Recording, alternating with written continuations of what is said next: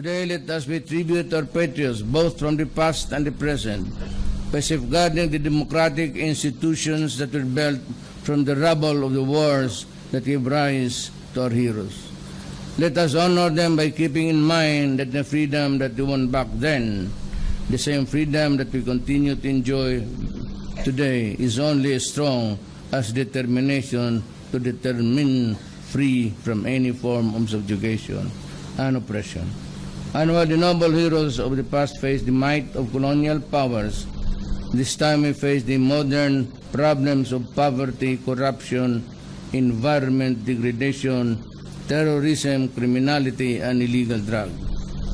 These threats are the threats of our nation faced centuries ago, have infringed our unalienable rights to live peaceful, safe, comfortable, and meaningful lives.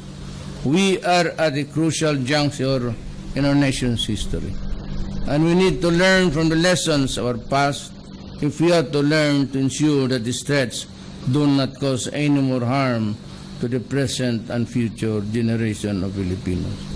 Let us work together so we may preserve this gift of liberty that all our children deserve to inherit.